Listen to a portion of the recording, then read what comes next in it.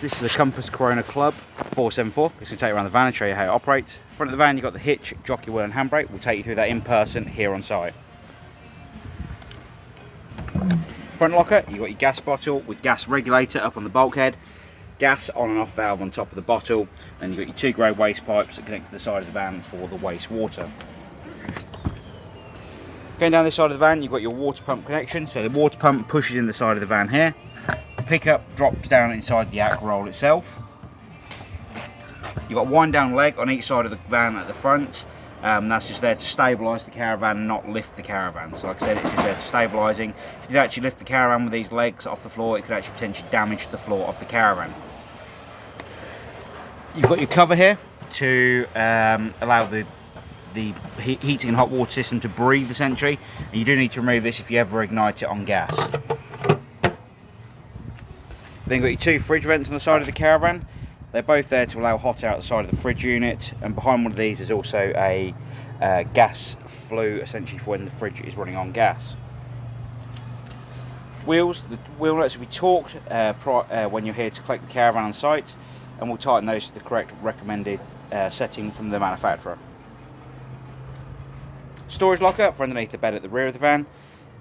We'll take you through, or in the inside of the van you can also get to that access point. But we'll show you that from the inside when we go in there. Rear of the van, again, you've got your two wind down legs to stabilise the caravan, and like I said, they are just there to stabilise the van.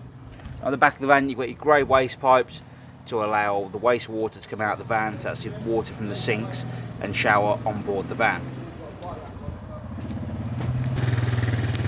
On this side of the van at the rear, you've got your toilet flush tank. In the top here, you've actually got the flush tank, so you need to put 3.5 litres of water in here prior to use and a cap full of the pink fluid, and you've got a level up the side here to show you how much water's in there. Green handle at the bottom will allow you to pull the waste cassette out. The neck here will turn out again to allow you to tip the waste away, and then you've got a green pressure relief button on the back of the cassette, so when you are tipping the waste away, it doesn't spit and splatter back at you. Before you use the toilet flush waste cassette, you'll need to put 1 litre of water in there and a cap full of the blue fluid. Coming down the side of the van, you've got the battery locker, and inside here you've got the battery itself with the quick release terminals on top, mains power lead coming to the side of the van, and your motor mover power switch at the back. Barbecue gas points on the side of the van which you lift up and you'll allow you to, electric socket on the front of the van, on this side, to allow you to have power coming out to your awning outside of the van. The first thing you're going to need to do is, once the caravan's plugged in on site, is turn on the master power. You've got your lights on the inside of the caravan and the awning light for the outside of the van. You've got your battery voltmeter at the top here, and down the bottom we've got the water pump run. So to fill the water system on board the van, you'll notice I've already filled the system, but you're going to come over to every tap on board the van, open all the taps up on the hot side of the water heating to allow the water system to fill up. So you're going to open all the taps on the hot side. That includes the bathroom, the shower, and the sink in the bathroom also. Once you've got all of those taps open, you're going to turn the water pump on just here by the door. So you're going to press the water pump button just here, and the water system will start filling. Once the water system is full, you'll have water running continuously out of every tap on board the caravan. So once the water system's full and you've got water running continuously out of every tap, as we have now, you can shut each tap off on board the caravan, and then you can start thinking about warming the water on board the van. First of all, we've got the electric water heater. So you can turn that on by pressing the electric water switch on here, just as you come in the door on the right hand side. So that's your electric water heating. You'd leave that switch on to allow the water system to warm up on the electric side. If you want to use gas to warm the systems on board the van, you can also do that by very simply spinning this grey dial around to the gas symbol just here. You'll have a green light appear when it's ignited on gas. If it failed to ignite on gas, a red light would appear. But as long as it's ignited and you've got the green light on, you can control the temperature of the water heater between 30 and 70 degrees. And we do advise that you use the gas option to boost the water system while you're showering on board the van. Above that, you've got your ultra heat for the caravan. So sorry, let me go back to the gas again, sorry. So if that ever failed to ignite, like I said, you get a red light appear. And if it does appear, what I'd advise you do is go over to the hob once you're with the gas bottle turned on. Get the gas through on the hob first, so the gas is running continuously through the hob. and then you'd be able to come back over to the gas option again, turn it off to the off position, and turn it around to the on position again, so it self-ignites on gas. Above that, you've got the option to run your heating on board the caravan. Now I'm going to make sure this stays off today. I imagine it's about 25, 26 degrees. But depending on what caravan site you're on, you can have 500, 1000 or 2000 watts down the side. So we'll select the dial down the side, around the side here to 500. This will depend on what caravan site you're on. Now you'll notice at the minute there is no green light to come on to let me know this is working on electric. The reason being, we need to make sure the water heater switch, the electric heater switch is on just here. At that point I'll get a green light appear in the back of here. It may be a bit hard to see with how sunny it is today. But once it's on a power source down the side here, which will be relevant to the caravan site you're on, you can then control the temperature of the heater on the dial in the centre here, between 1 and 9. If you want to turn the heater off, you spin it back to the off position, and the heater will be isolated again. If you want to run the heating system on gas, you can also do that on top of the actual heater here. And what you do is you spin the dial around between 10 and 9, press down the gas valve, and hit the igniter on the right hand side. Once it's ignited on gas in this little window down the front here, you'll have a pilot light. So you hold down the gas valve, and when it's ignited, like I said, you'll have the pilot light in this window down the bottom. You'll keep the valve held down once it has ignited for around 5 to 10 seconds, then slowly release the gas valve and control the temperature of the heater on the dial on top. And to turn the gas supply back off, you'll spin it to the 0 position on this side.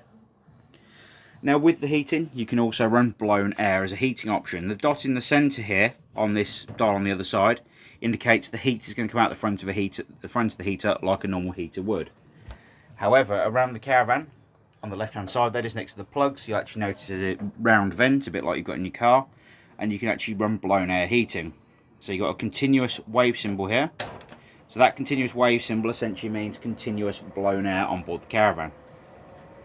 You can control the fan speed on this dial on top. So there's continuous blown air, heat coming out the front of the heater. Then on the A on the other side, it's automatic blown air. So essentially it'll cut in and out with the thermostat on board the van. So as soon as the temperature drops, it'll kick in, and vice versa. To control the fan speed again, you'll use the dial on top of the heater. Next up is the option to run the fridge. So you've got a power button just here. Press the power button on. You'll actually notice at the moment we're on mains power just here. So to change the power source you want to use the button on the left hand side. You've then got a battery symbol, which is a 12 volt supply from the car you are towing with, not the caravan itself. So once you're connected to the car, you can actually come inside the van, turn it over to 12 volt mode, and essentially that will allow you to use the fridge as a cool box while you're travelling down the road. You've then got the option to run gas. Again, the gas system will self-ignite as long as the gas is turned on and the gas system is bled. The blue light here in the centre at the bottom of the O will actually be the pilot light for the fridge system itself. And if that fails to ignite, it will actually flash the blue light at you to let you know it has failed. We'll also come up with a 9 symbol here, and a spanner symbol here to also let you know it has failed to ignite. On gas or electric, to control the temperature of the fridge, use the button on the right hand side, which is essentially your temperature control for the fridge itself. So to start with, I'd always advise you have it on maximum cold so it gets the fridge cold. Don't expect it to get cold within half an hour, 40 minutes, because it won't. After a good few hours of it being on, the fridge will start getting cold. Microwave, pretty self-explanatory. Dial on top there, or dial in the centre here to set the time. Hit the start button, and as you can see, it starts cooking your meal. Classic ping, I'd imagine, on the end of there when it has finished cooking. Hob, grill and oven, very much the same as your household. Electric igniter on the front, as you'd expect to see. And again, the same with the plug sockets around the van and aerial points, all very similar to household appliances. Last thing we go through on the inside of the caravan is the toilet system, which I'm sure everybody loves. This little flap here will allow the waste flap in the centre of the toilet to open. So essentially when I pull that flap round just there, it'll allow the waste flap to open in the centre of the toilet. And on the blue button here, we've got the electric flush for the toilet system, which as you can see, then when I open the flap up, it'll allow all of that to go down inside the cassette under the van. So that is the Compass Corona 474, or Compass Corona Club 474. If you have any further questions on the van, do apologise, the camera's not clearing up, don't know why it's doing that. There we go. Please do give us a call here at the Caravan Company and we'll be more than happy to help. We look forward to seeing you on site here to collect the caravan when you're able to. And if you have any further questions, like I said, don't hesitate to call. Thank you for the business and we look forward to seeing you here on site. Bye bye.